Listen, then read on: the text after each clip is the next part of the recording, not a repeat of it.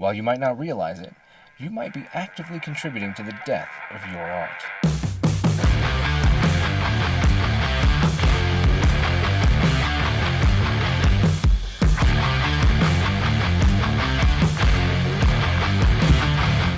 Hey, what's up? I'm Ken. This is kenfuTV, and each week I release videos in the martial arts, philosophy, technique, training, that sort of thing. So that's the kind of thing you're into. I'm glad you're here. Today, let's talk about why your martial art is dying and what you can do about it. If you tuned in last week, then you know that I've been rereading this book, Violence of Mind by Varg Freeborn. Can't recommend this book highly enough. I really encourage you to pick up a copy. I've got links down below, but if you didn't see that video from last week, I'll have a link to it at the end of this video for you to go watch that. Today's video isn't specifically about this book. I've already done a couple videos on this book, so I encourage you to go watch those if you'd like to know more. But there was a section where something was mentioned that really rang true for some things that I've thought about myself for a long time. On page 133, in his section about tips for choosing instructors and schools, he talks about the fact that the self-defense industry and its subsequent categories of martial arts and gunfighting are full of experts who have never done the thing that they are experts in. The problem is created and compounded by the fact that students themselves cannot know what they do not know yet. The lack of the instructor's experience creates gaps in the information that is taught. These gaps are not always apparent, and the student ends up walking away with incomplete information that they do not know is incomplete. Often that instructor started out as one of those students and is still not aware that his information has a huge gap in it. As a student, you will actually believe you received thorough, reliable information that has prepared you for serious situations. You believe this because you had no prior frame of reference by which to judge that information. You simply are not experienced. Jumping around a little bit, he goes on to say, an important characteristic of a good teacher is that they will be avid students themselves. Oftentimes, this is the only correction of the problem of incomplete information. That is, to learn what experience teaches by proxy. A good instructor will lower their ego and seek the teaching of those who have different experience than he or she does. As a student, if you've trained for a long time, you start to realize that you don't know what you don't know. It's truly the beginning of the 4 stages of learning. Also, link in the description for a video on that concept, but the first stage is unconscious incompetence. This is the concept of not knowing what you don't know. You don't know that you don't know that. And because of that, you go on blissfully through life in your blissful ignorance, not realizing that you just have glaring holes in what you know. We all have it. There's so much knowledge in the world that how could we ever know all of the things, let alone know all of the things that we don't know? It's natural and it's to be expected. I discovered this myself when I would spend time with my teacher as I've continued to go and become a teacher and run the school and then spend time with my primary instructor, and he'd say, hey, what do you want to work on? The problem for me became really apparent. I didn't know what I didn't know, so how would I choose what I wanted to work on out of the knowledge set that he had that I didn't know about? I knew that I wanted to learn and continue to learn what he knows, but I didn't have any frame of reference of what my knowledge included or didn't include. As an instructor, this becomes a really important concept because we have to continue to remind ourselves that students come to learn and they don't know what they don't know. They don't know when they've achieved or received full and thorough information. Many times a student will leave thinking that they have all the information that they need. This happens especially when someone receives their black belt. They feel like that is a demarcation of absolute knowledge. I have received all of the knowledge there is to receive. I am therefore completed this program and ready to go do something else with my life and pursue other hobbies or whatever, thinking that I have everything. And the truth is that these martial endeavors, these endeavors of martial skill and understanding are lifelong pursuits, and not because you can't master it or something like that, where it's just impossible in this esoteric thing, but just the fact that it's an ever-changing landscape. So to continue to make your skills relevant, you have to spend time keeping those skills on track with the realities of society. All too often, as people who know more than the people we're teaching, we forget that the person that we're talking to might not have the context that we have naturally in our heads while we're describing something. So you can easily explain something, leaving parts out, and not realize that you've done so. Back to examples, this happens to me sometimes quite frequently when teaching a technique. I might teach a particular technique or maneuver or drill or something like that, give the details that I think are important, and then watch as people work through it, and I realize that there's something really important that I already do. I do naturally because I understand this, and then they're failing to do it because I never told them. And why would they know a thing that I never said? This really becomes a problem, and this is where the whole concept of this video comes from. The idea that your art is dying is that it's very easy for someone to take over teaching and to continue teaching in a school or open their own school, and sometimes this is even thrust upon them way too early, and continue to teach as though they have all of the information when they don't, only to thusly continue to teach that way and pass this on to somebody else who then takes on, who didn't even have the same information as the first person. And so over time it waters down and there's less and less information being trained. This is further magnified when you get a school that focuses on the concept of only teaching the specific things that you're good at, the things that you really like and do. You shouldn't spend time working on things that you're not good at and you don't have a full knowledge. I get it from a practical perspective. Why spend time on the things that don't really relate to you? Maybe they don't fit your body type or the way you move or your history or experiences, that sort of thing. But if you do that too much, then that's all you have. Maybe out of 100 techniques, you learn 10 techniques that are really good for you, and then you go to teach that to 10 people.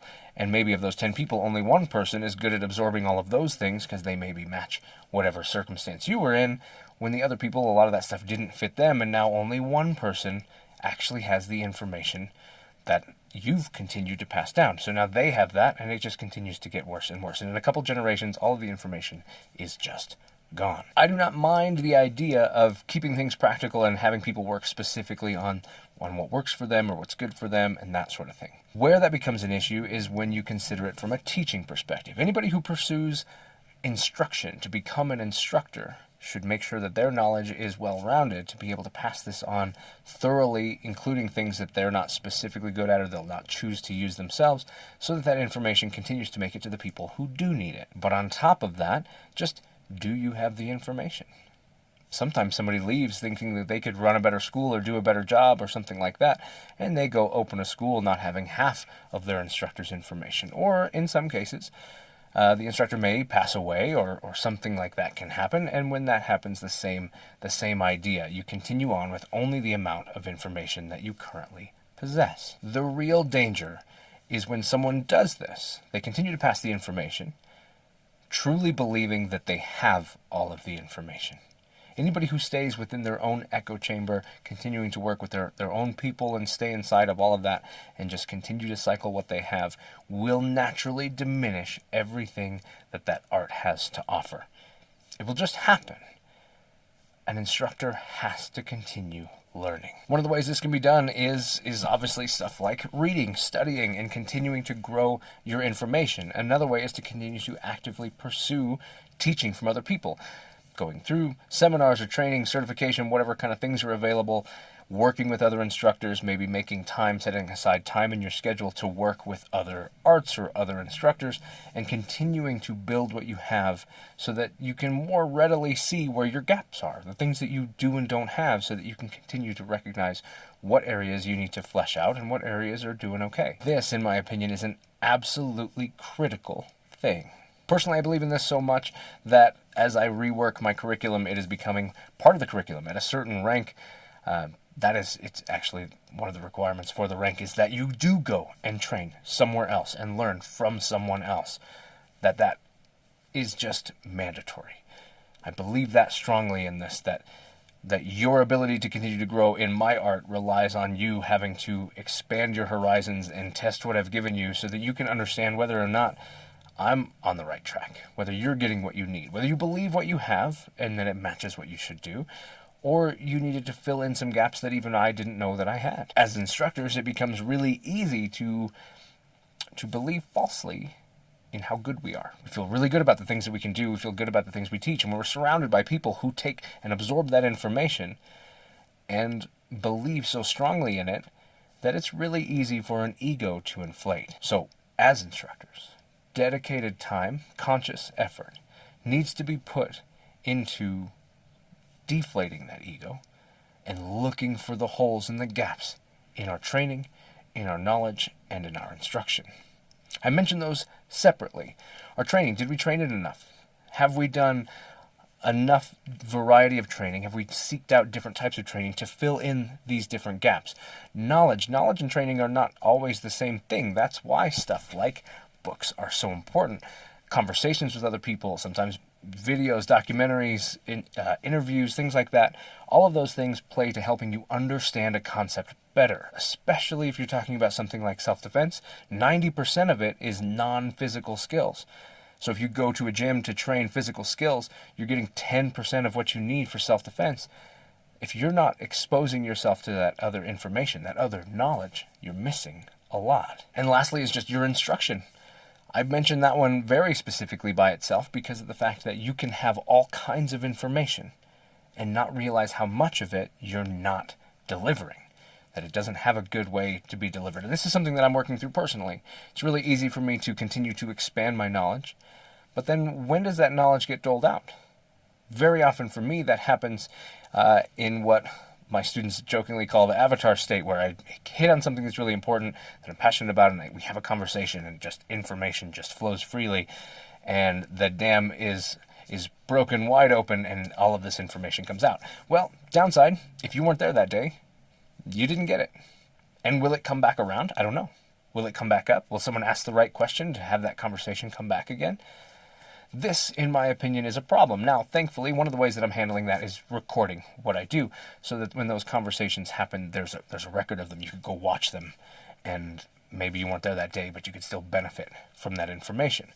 But what I'm looking at lately is how do I go about incorporating some of those concepts that I find so important that I'll have those conversations, and making sure those conversations happen as part of the curriculum. I think curriculums and syllabuses are one of the most difficult things to teaching a martial art.